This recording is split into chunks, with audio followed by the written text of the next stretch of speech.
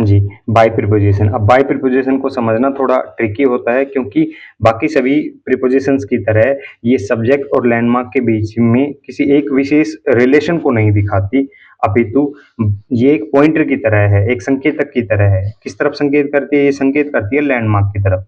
जैसे फंक्शन से ऐसे देखेंगे, चूजिंग ए वे यानी एक रास्ते का, एक तरीके का चुनाव करना। मानो कि लैंडमार्क के आपके पास कई ऑप्शंस उपलब्ध हों और उन ऑप्शन में से एक ऑप्शन का चुनाव करना और उसकी तरफ ध्यान खींचना संकेत करके, ऐसा भाव दिखाएगी बाई प्रीपोजिशन।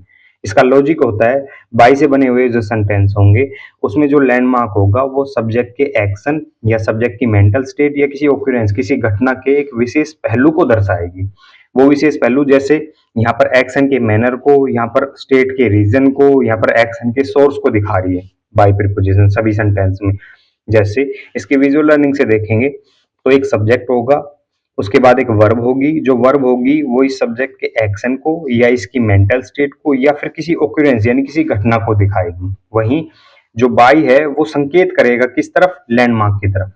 और इस तरीके से संकेत करेगा जैसे लैंडमार्क के कई ऑप्शंस में से एक ऑप्शन का चुनाव आपने किया हो, उसकी तरफ संकेत आपने किया हो, ऐसा भाव दिखाएगी। जैसे the man grabbed his sister by the hair. The man यहाँ पर सब्जेक्ट है, ग्रैब्ड इसका एक्शन है। अब सब्जेक्ट के एक्शन के मैनर को दिखाएगा लैंडमार्क यानी द हेयर। अब बाई क्या करेगा? बाई इशारा करेगा किस तरफ? लैंडमार्क की तरफ। जैसे आपके पास कई ऑप्शंस थे, by the hand, by the neck और बाय द हेयर, तो इस तरफ आपने इशारा किया, ऐसा भाव दिखाएगी यहाँ बाई प्रीपोजिशन। जैसे I am delighted by your optimistic feelings. I यहाँ पर सब्जेक्ट है, डिलाइटेड इसकी मेंटल स्टेट है। अब सब्जेक्ट की मेंटल स्टेट का रीजन को दिखाएगा यहाँ लैंडमार्क यानी ऑप्टिमिस्टिक फीलिंग्स। बाय दिखाएगा कि आपने एक लैंडमार्क का चुनाव किया है कई लैंडमार्क में से, जैसे by your optimistic feeling, by your honesty, by your hard work, इस तरीके से। इसी तरीके से see learn English by watching movies. See यहाँ पर सब्जेक्ट है, लर्न इसका एक्शन है, सब्जेक्ट के एक्शन के सोर्स को दिखाएगा लैंडमार्क यानी वॉचिंग मूवीज।